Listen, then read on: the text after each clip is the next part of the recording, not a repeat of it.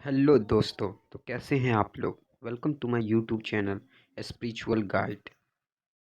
Subscribe my channel for more devotional videos.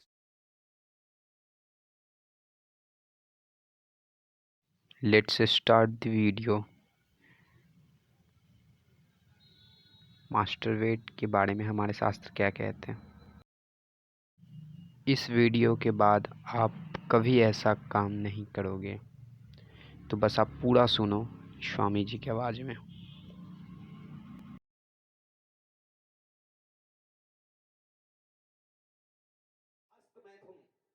एक अष्टमैथुनों के अंतर्गत है और ये भयानक रोग है, भयानक रोग। इसमें संकोच की बात नहीं, जैसे डॉक्टर से संकोच नहीं, ऐसे शास्त्र और सदगुरुदेव ये संकोच का विषय नहीं।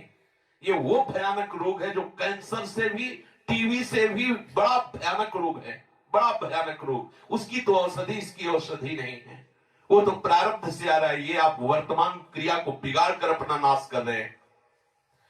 छोटे छोटे बच्चे जब स्कूलों में जाते हैं और उनको गलत विद्यार्थियों का संग मिलता है, तो प्रत्येक 100 में एक को नहीं कह सकते, 99 के जैसा हम मिले हैं अभी तक, 100 में एक को नहीं कह सकते, लेकिन 99 ऐसे मिले हैं, 100 में 99 जो इस रोग से ग्रसित हैं।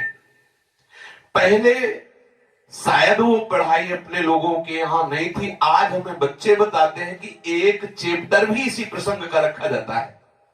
किसी विद्यार्थी जीवन से आए हुए साधु वेश में अपने उपासक ने बताया कि हम लोगों को शिक्षा दी जाती है कि जैसे खून निकल जाता है तो नया खून और बलवर्धक बनता है, ऐसे ही इस ब्रह्मचर्य का नाश करना अति आवश्यक है, क्योंकि वो हटेगा तो समस्त मांसपेशियों में नई शक्ति जागृत होगी। बोलो कितनी बड़ी हानि की बात, कितने बहुत बड़े दोष की बात। छोटे छोटे बालकों की, जिनकी किसी भी तरह से ब्रह्मचर्य नष्ट करने की अवस्था नहीं हुई, वो अपने ब्रह्मचर्य का संहार कर रहे हैं केवल केवल मनोरंजन के लिए। प्लेग, इन्फ्लुएंजा, ये रोग इतने बड़े महामारी नहीं जितना महामारी ये रोग है, जिसे बच्चे और बच्चियां खिलवाड़ समझ रहे, मनोरंजन समझ रहे। ये करना आवश्यक ही है ऐसा समझ रहे, सुविधाएं दी जा रही, कहा जाता खेलो हंसो, मार दिया। अभी किसी योग्य नहीं हो पाए और उनको सारी योग्यता नाश करने की शिक्षा दे दी गई और नष्ट हो गए। ना वो गृहस्थी लायक रह गए, ना विरक्ति लायक रह गए। ये जो हस्तमैथुन जनित महारोग से, भयानक रोग से ग्रसित साधक जो भी मनुष्य, जो भी बच्चे हैं, सावधानी, बिल्कुल अपनी मृत्यु का वर्ण कर रहे हैं। और हम ये पक्की बात कर रहे हैं, 100 में 99 इस दोष से ग्रसित हैं। 100 में 99, 98 नहीं, 99। और हम जब उनसे पूछते हैं तो पता चलता है ये केवल स्कूल में ही पूरी ट्रेनिंग हो जाती है। आपस में 4 बच्चे बैठकर ऐसे गंदे आचरण से युक्त हो जाते हैं जो जीवन में इससे निकल पाना बड़ा कठिन है। नाना प्रकार की, गंगा की कसम, यमुना की कसम, भगवान की कसम, गुरु की कसम, सब कसम एक तरफ, खाने के बाद 1 मिनट बाद जहां वो अपने स्वरूप में कामाग्नि जागृत हुई, नष्ट हो जाता है साधक। ये जो हस्त क्रिया के द्वारा अपनी वीर शक्ति का नाश कर रहे हैं, बिल्कुल समझ ले ये अनिष्टकारी चेष्टा पहली बात अगला जन्म तुम्हें मनुष्य का नहीं होने देगी, क्योंकि तुम इतना भयानक अपराध कर रहे हो। हर वीर शक्ति में वो जीवाणु है जिससे मनुष्य का जन्म होता है। आप उसको किस तरह से नष्ट कर रहे हैं, पहला महापाप तुम कर रहे हो। दूसरी बात, जैसे किसी लकड़ी में घुन लग जाता है, अंदर अंदर उसे खाली कर देता है, ऐसे ही ये क्रिया हर साधक को, हर बच्चे को, हर मनुष्य को जर्जर कर देती है, उत्साहहीन कर देती है, निकृष्ट भावना से युक्त कर देती है। कोई भी इस हस्त क्रिया को यदि स्वीकार किए हैं तो उसका फल देख ले, बिना प्रयास के वो वीरहीन होता रहेगा। कसम खाइए कि मैं जीवन में कभी हस्तमैथुन नहीं करूंगा। श्री जी को साक्षी करके इसका निर्वाह कीजिए, विश्वास कर लीजिए, आपकी परमार्थिक या व्यवहारिक जो भी उन्नति सबके नाश का प्रधान कारण है। आप ऐसे कारण को स्वयं कर रहे हैं। गृहस्थी धर्म में तो जब संयोग होगा तब होगा, आप इसमें प्रतिपल मर रहे हैं, प्रतिपल। और ये आपको इतना कमजोर, इतना परास्त कर देगा, आप भगवत मार्ग में चल नहीं सकते। आप इसे निश्चय करें, इसी क्षण निश्चय करें कि मैं कभी भी हस्त क्रिया के, तो कोई भी साधक, स्त्री या पुरुष, कोई भी साधक किसी भी प्रक्रिया के द्वारा हम ऐसा जब तक गृहस्थ धर्म से युक्त होकर हम भगवत पूजा की भावना से संतानोत्पत्ति वाली क्रिया, वो अलग चीज, अपने किसी चेष्टा के द्वारा हम ऐसा नहीं करेंगे। जो ऐसा करते हैं उनकी समस्त इंद्रियां दुर्बल होती जाती हैं, एक एक नस से उनकी शक्ति का ह्रास होता जाता है और उनके मुंह में पीलापन, सिकुड़न बिना वृद्धावस्था के से दिखाई देने लगती है। नस में दौर्बल्य, बार बार स्वप्न दोष, नाना प्रकार के गंदे संकल्प, नाना प्रकार की जलन उनके हृदय में प्रकाशित हो जाती है और वीर शक्ति इतनी द्रवित हो जाती है कि उनको पता ही नहीं लगता कब स्खलित हो गई। इसलिए साधक सावधान, ऐसी गलती बिल्कुल न करे, बिल्कुल न करे, क्योंकि शरीर के भीतर एक मनोवाहा नाम की एक नाड़ी है। इस नाड़ी के साथ संपूर्ण नाड़ियों का संबंध है। जे भी आप कामासक्त होकर के इस क्रिया को करते हैं, संपूर्ण आपके शरीर की नस नाड़ियां कांप जाती हैं। शरीर से लेकर, मतलब सिर से लेकर पैर तक संपूर्ण यंत्र, छोटी मोटी सब नाड़ियां कंपायमान हो जाती हैं। फिर उस रक्त से मंथन करके फिर जो निकलता है उसे वीर्य कहते हैं। कितना बड़ा नाश कर रहे हैं आप। इस धातु से दौर्बल्य, प्रमेह, स्वप्न में, मधुमेह, बड़े कठिन कठिन रोग घेर लेते हैं। पक्षघात, ग्रंथिवात, संधिवात, अपस्मार, मिर्गी, पागल पर भीषण भीषण पीड़ाएं शरीर में, न जाने कितने निंदनीय रोग इस क्रिया के द्वारा होने लगते हैं। इसलिए प्रत्येक उपासक को, चाहे वो गृहस्थ मार्ग का हो या विरक्त मार्ग का हो, बिल्कुल ऐसी क्रिया ना करे। जब कोई हस्त क्रिया करता है तो उसके सीधे कलेजे पर धक्का लगता है। जब क्रिया करता है तो संपूर्ण नस नाड़ियों में हलचल और हृदय पर धक्का लगता है, जिससे उसका दिल कमजोर होने लगता है और वही सबसे ज्यादा, जिसे हार्ट अटैक कहते हैं, वही कारण होता है। वीर चरण ही उसका प्रधान कारण होता है। क्षय, खांसी, श्वास, ये क्षमा महाभयानक रोगों का बुलावा है। हृदय रोग से पीड़ित अभागे मनुष्य किस क्षण मर जाए कोई पता नहीं। मस्तिष्क पर जो एक ऊर्जा शक्ति, विचार शक्ति होती है, वो नष्ट हो जाती है। जो ये हस्त क्रिया को करते हैं उनको देखते ही पता चलता है करते हैं। कुछ ऐसे लक्षण होते हैं जिनको देखने से ही पता चलता है ये सब, वो प्रतिपल अपने आप को चौपट कर रहे हैं। कितना पागलपन है। आप अपने जीवन को नष्ट कर रहे हैं। पागल खाने में अगर देखा जाए तो 5 आदमी ऐसे मिलेंगे 100 में जो किसी अन्य घटना से पागल हुए, 95 ऐसे मिलेंगे जो विषय के कारण पागल हुए, जिन्होंने ब्रह्मचर्य को छीण किया है और उनकी मेधा शक्ति कमजोर हो गई और पागल हो गए हैं। ये व्यभिचार प्रवृत्ति किसी भी लायक नहीं रहती। सैकड़ों पागल खाने में जांच करने पर ज्ञात हुआ है कि जितने भी पागल हैं उनमें से 95 केवल इस बात से पागल है, भ्रष्ट आचरण से। आप परिश्रम युक्त, साधना युक्त आप रहिए।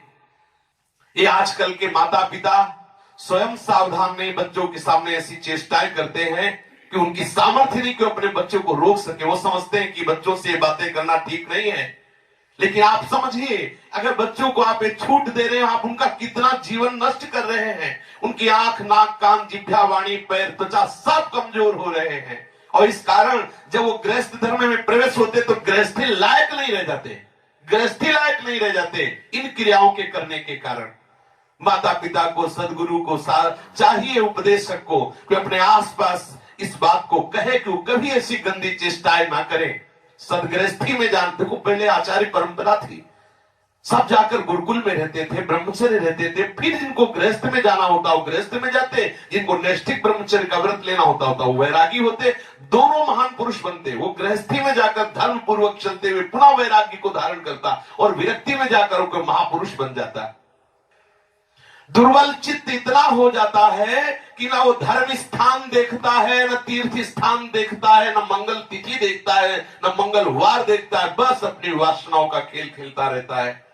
हजारों प्रतिज्ञाएं, हजारों धर्म चेष्टाएं सब व्यर्थ करने वाला ये महान दोष हस्त क्रिया, व्यभिचार प्रवृत्ति, इस पर अंकुश कीजिए, इसको आनंद मत मानिए। ये जो हस्त क्रिया के द्वारा शक्ति का नाश करते हैं, ये प्रतिक्षण काम से युक्त रहते हैं। इनके हृदय में वही चिंतन चलता रहता है। बालक अवस्था से लेकर के यौवन अवस्था तक देखिए आप, इनकी आंखों में देखिए, न तेज होगा न इनकी गंभीरता होगी, बहुत चंचलता, निस्तेज आंखें होगी, चेहरा पीला पड़, जब देखो तो ऐसा लगता है कि शर्मिंदा हो रहे हैं, मुंह छुपा रहे हैं, ऐसा लगेगा। पहला लक्षण है। दूसरा, कुछ इतने निखल्ले, ऐसे दिखावटी स्वभाव के, ऐंठ में, अकड़ में, गर्मी में रहते हैं, ये वीर शक्ति के नाश का लक्षण है। गंभीरता नहीं, शांति नहीं, उदारता नहीं, धैर्य नहीं है, वो अपने को बड़ा बड़ा दिखाना चाहते हैं, ये सब उसके नाश के लक्षण हैं। जिनका चेहरा आनंद में, देखते ही हृदय में आकर्षण, ये ब्रह्मचर्य का लक्षण है। चेहरा देखो तो उजड़ा हुआ दिखाई देता है, लगता है बिना रोते हुए भी रो रहे हैं, वो सब सिकुड़ गया चेहरा ऐसा, जैसे किसी घर में आग लगा दो, इसके बाद दर्शन करो तो कैसा लगता है, वो ऐसे ही उसका चेहरा होता है जिसने अपने जीवन से खिलवाड़ किया है। जो स्वभाव से ही रुक्ष, चिड़चिड़ा, क्रोधी, बात बात पे एकदम रूखा, चेहरा पीला पड़ रहा है, फीका पड़, वो चेहरा पीला प्रेम का नहीं कि वो चेहरा प्रेम में पीला पड़, प्रेम में नहीं, यहाँ काम की बात हो रही है। मुख पिया आई फिर गई, बदल गयो तन रंग, ये प्रेम का लक्षण नहीं, ये काम के लक्षण की यहाँ बात हो रही। वो मुर्दा की तरह निस्तेज, खिन्न छिन्न ऐसे ही घूमता रहता, कोई लक्ष्य नहीं, कोई उद्देश्य नहीं, बात बात में आलस्य, बात बात में गुस्सा। जो गालों में बिना कोई गुलाबी कुछ लगाए जो गुलाबी दिखाई देती है वो ब्रह्मचर्य की होती है, और जिनके ब्रह्मचर्य क्षीण हो जाते हैं, झाई पड़ जाती है। देखो देखने में तो लगता है क्योंकि बोले कितने को, बोले 18 के, 18 में तो उसकी दुर्गति हो रही, तो 28 और 48 में क्या होगा। जो काले दाग चेहरे में पड़ने लगते हैं, आंखें धसी नजर आती हैं, गाल पीले नजर आते हैं, नाक के आसपास काले काले दाग यहां ऐसे प्रकट हो जाते हैं, ये सब लक्षण हैं जो उन्होंने अपनी शक्ति का नाश कर दिया। सावधानी के द्वारा इस जीवन को आप बर्बाद न करें। जो 12 वर्ष की अवस्था के बाद से शुरू किया कर, 12 वर्ष हैं, कितने से बच्चे हैं, कितने चलना मुश्किल हो गया, चलना मुश्किल, तब कसम खवानी पड़ी, वो तो लक्षण पता है ना, तो कसम कि तुम्हें हमारी कसम, यदि हमें आप तनिक भी मानते हो, संत मानते हो, गुरु मानते हो, कसम खाओ आज के बाद ऐसा, तब उनमें चलने की सामर्थ्य आ रही। बच्चे हैं, खिलवाड़ हो गया, उनके लिए खिलवाड़ हो गया और अपने जीवन को नष्ट कर दिया। अभी 14, 13, 15, 18 ये अवस्था है। जो लोग ये कहते हैं ना कि खेलने खालने की अवस्था, वो थोड़ा सुन ले कि कौन सा खेल खेल रहे हो, क्या खा रहे हैं, ये खेलने खालने की अवस्था है। अरे ये वो अवस्था है जिसमें जो चाहो तुम बन सकते हो। जो इस वीर शक्ति का नाश करते हैं, बिना बुढ़ापे के सारे लक्षण बुढ़ापे के उनमें होते हैं। कमर में दर्द है, चला नहीं जा रहा है, थोड़ी चढ़ाई में हांफने लगे, अब अवस्था कितनी, बोले 18 की। इस अवस्था में तो मतलब दिशाएं भी कांपे, वो अवस्था है, अब तो दिखाई नहीं देता कोई जवाल। चित्त में कुचिंताएं, छाती में धड़कन, बिना भय के भयभीत हो जाना, थोड़े से भी दुख में ऐसा सोचना कि मैं आत्महत्या कर लूं, ये सब बातें उसी की कमी से हो रही। ये महापुरुषों के अनुभव की झूठी झूठी बातों में एकदम घबरा जाना, कोई झूठी धमकी दे दे तो बस वो ऐसा लगता है अब क्या करूं, किसी कमरे में बंद हो जाऊं, अपने आप को प्राण हत्या करके बचा लूं, ऐसा मैं अपने शरीर को न, ये सारे के सारे लक्षण उसी में प्रकट होते हैं। जो ब्रह्मचर्य का नाश करता है, नींद ना आना या सोना तो कुंभकर्ण की तरह, मुर्दे की तरह सो जाना, आलस्य, जरा जरा देर में वो निरुत्साहित बातें, आंखों में जलन, भारीपन, ये सब स्वप्न दोष अधिक होना, ये सब उसी के लक्षण है जो आपने गलतियां की है।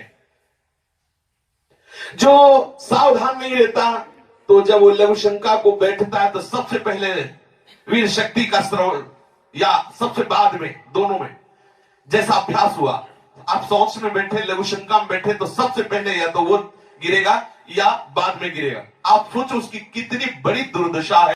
वीर का पाचन नहीं होता, भोजन का पाचन, रस रस का पाचन, रक्त रक्त का पाचन, मांस मांस का पाचन, जो मज्जा, अस्थि और ये सप्तम धातु वीर का पाचन नहीं हो सकता। इसका पाचन ओज के रूप में होता है, तेज के रूप में होता है, महान शक्ति के रूप में होता है। जो संयम से चलता है, भगवत आराधन में चलता है, उसका एक अलग ही स्वरूप होता है, उसमें एक अलग उत्साह, अलग तेज, अलग ओज चमकता रहता है। सावधानी से, चाहे स्त्री साधक हो चाहे पुरुष साधक हो, दोनों को रक्षा करनी चाहिए। खिलवाड़ ना समझो, ये सप्तम धातु बनने में, एक बार के बनने में 30 दिन 4 घंटे लगते हैं। 30 दिन 4 घंटे लगते हैं। जब बहुत सुंदर भोजन सात्विक किया जाता है तो एक बार में संतानोत्पत्ति करने की जो सामर्थ्य वेद शक्ति में है वो 30 दिन 4 घंटे में तैयार होती है, शास्त्रीय पद्धति के अनुसार, शास्त्र सिद्धांत के अनुसार। साधक सावधान रहे, इसे तमाशा न बनावे, इसे मनोरंजन न बनावे, इसे खिलवाड़ न समझे कि कोई देख नहीं रहा। आप जिस कार्य के लिए मनुष्य जन्म धारण किए, चाहे गृहस्थ हो चाहे विरक्त, उसके लिए अति अनिवार्य है आपको ब्रह्मचर्य रहना।